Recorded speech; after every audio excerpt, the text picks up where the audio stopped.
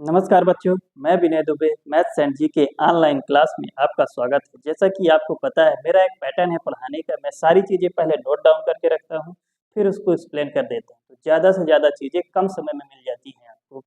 तो जैसे चलिए आज मैं आपको एक भिन्न का जोड़ एडिशन ऑफ फ्रैक्शन बता रहा हूँ। ये मैथ का एक बहुत बेसिक कॉन्सेप्ट है और हर क्लास में ज़रूरत पड़ती है।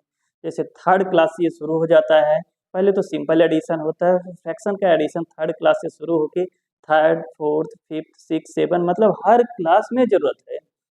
यहाँ तक कि आप 10th क्लास के बच्चों को जब ये आ जाता है एडिशन, उनसे भी नहीं बनता है, तो आप 6, 7 में है तो बहुत ज़्यादा ज़रूरत है। थर्ड, फोर्थ में तो आप स्टार्टिंग है। मान लीजिए अगर थर्ड, फोर्थ वाले बच्चों को नहीं समझ में आता है, तो जिनके कुछ पेरेंट्स हैं, अगर आप अपने बच्चों को विशेष ध्यान देना चाहते हैं, पढ़ाना चाहते हैं, तो वो भी इस वीडियो को देख के अपने बच्चों को एक्सप्लेन कर सकते हैं। आज जो 6, 7, 8 के बच्चे हैं तो खुद समझ सकते हैं, 11, 12 के तो बच्चे 10th के तो समझ ही जाएंगे। जिनका बेसिक कमजोर है, कुछ ऐसे 10th के बच्चे हैं तो बहुत तेज होते हैं, ऐसा नहीं है, तो उनसे तो बनता है, तो उनके लिए तो ये ना के बराबर है। लेकिन जिन कमजोर बच्चों को ज़्यादातर ये बेसिक है, मैथ का बेसिक है, जैसे मैं आपको पहले ही बताया हूँ, हर बेसिक चीज़ बताऊंगा मैथ की, छोटी-छोटी चीज़। जो तेज बच्चे हैं उनके लिए भी कुछ मैं कॉन्सेप्ट है, मैथ का बेसिक चीज़ें बताऊंगा हर चैप्टर का, उनके काम का भी होगा। पर ये विशेषतर कमजोर बच्चों के लिए और छोटी क्लास के लिए। चलिए आज मैं आपको एडिशन ऑफ फ्रैक्शन के बारे में बता रहा हूँ। जो भिन्न का जोड़ है, तो इसको हम rule number 1, rule number 2, rule number 3, rule number 4 के द्वारा समझ सकते हैं। तो पहला रूल क्या है अपना, मैंने एक एग्जाम्पल के थ्रू इसको एक्सप्लेन करने का प्रयास किया हूँ।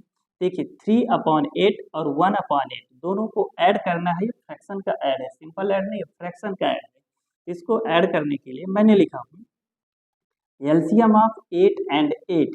इस दोनों डिनोमिनेटर का हम एलसीएम लेते हैं, तो एलसीएम आया 8। एलसीएम कैसे निकालते हैं इसको मैं नेक्स्ट वीडियो में बताऊंगा। तो एलसीएम आया 8। अब देखिए जैसे ही 8 आया है तो यहाँ नंबर लिखी है 3, यहाँ लिखा है 3, तो इस नंबर को यहाँ 3 लिखेंगे और इस 8 को इस 8 से डिवाइड करेंगे तो आएगा 1। तो यहाँ देखिए 1 लिखा, फिर प्लस साइन है तो प्लस आया, फिर यहाँ लिखा है 1 तो 1 लिखेंगे, फिर 8 को 8 से डिवाइड करेंगे तो आएगा 1। तो 1 में 1 का मल्टीप्लाई 1 और 3 में 1 का मल्टीप्लाई 3, दोनों को ऐड किया तो 4, 4/8 आ गया।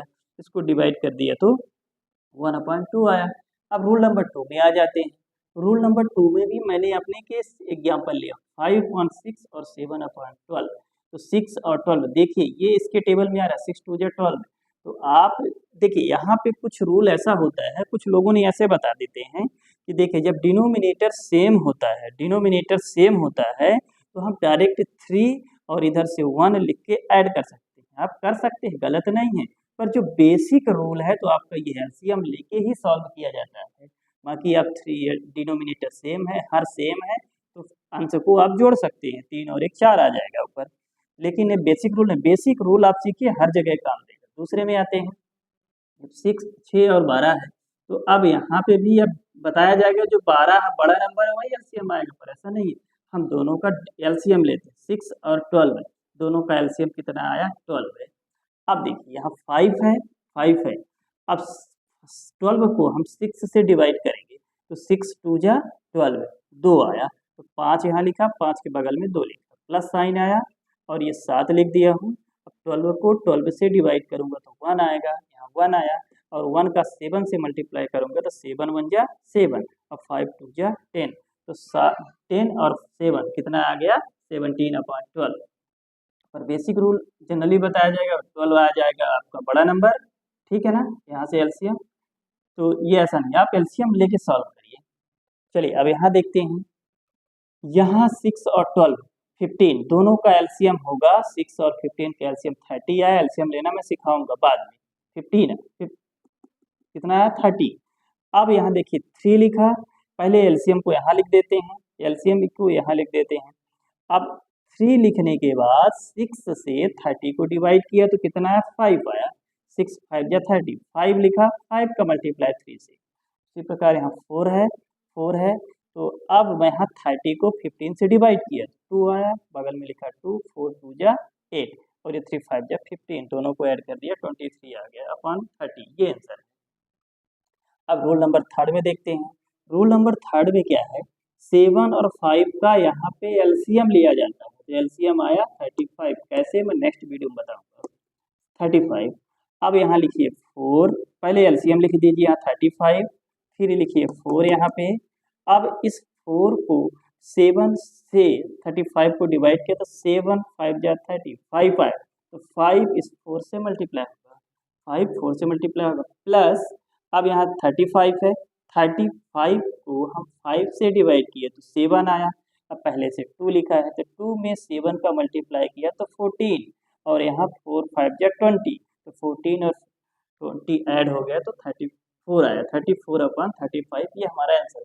तो इस क्वेश्चन को कुछ आपको बेसिक तरीके से ना बता के डायरेक्ट बता देते हैं। कैसे, आप उसको नहीं, आप बेसिक सीखिए। क्या होता है, जब नंबर का कोई भी कॉमन नंबर नहीं है तो आप डायरेक्ट मल्टीप्लाई करिए, 35 आया, बिल्कुल सही है। फिर इस 5 का 4 से मल्टीप्लाई करेंगे तो कितना आएगा, 5 4 जा 30, 20 आएगा, देखिए आ गया 20। और फिर 7 2 जा कितना होगा, 14 होगा, ये भी आ गया है, दोनों को ऐड कर दिया 34, डायरेक्ट भी आ रहा है, आप एलसीएम लेके सॉल्व करिए। तो मैं तो ये बोलूँगा हर प्रश्न को आप एलसीएम लेके सॉल्व करिए, हर प्रश्न को आप एलसीएम लेके सॉल्व करिए, डायरेक्ट जो रूल है उसको नहीं। क्योंकि क्या होता है, कुछ चीज़ें आपको पता होना चाहिए, कुछ बातें अगर गलत हैं तो आप उसको मानते, उसको सही मानते हुए चले आ रहे हो तो आपके मानने से सही नहीं होगी। जो गलत है तो गलत ही रहेगी, आपके मानने से सही नहीं होगी जब तक कि आप उसको सही ना मानो। आप पहले उसको सही करिए। तो ये रही आपको जानकारी। तो यहाँ से बेसिक कॉन्सेप्ट मैं एडिशन का बताने का प्रयास किया हूँ, तो इसको आप सीखिए। बेसिक बहुत ज़रूरी है, अगर आपसे मैथ का बेसिक बनने लगा तो आगे आपको ये काम आएगा। ये एडिशन का मैं फ्रैक्शन बताया हूँ, भिन्न का जोड़ बताया हूँ। अब नेक्स्ट वीडियो में अगर आपको एलसीएम में दिक्कत आती है तो एलसीएम भी बताऊँगा, उसके लिए आप हमें कमेंट कर सकते हैं। अब क्या होता है कि अगर आप बेसिक चीज़ें समझ जाएंगे तो आपको छोटी-छोटी चीज़ें नेक्स्ट आने वाले समय में आपसे मैथ बनने लगेगी। तो विशेष कर ये कमज़ोर बच्चों के लिए पहले ही बताया हूँ, और छोटी क्लास के लिए है। जो बच्चे तेज़ हैं तो उनके लिए नहीं है ये। अगर नहीं बनता तो सीख सकते हैं, अपने को तेज़ बहुत मत समझें, नहीं बनता है तो सीख सकते हैं, अब बनता है तो फिर कोई बात। चलिए, थैंक यू।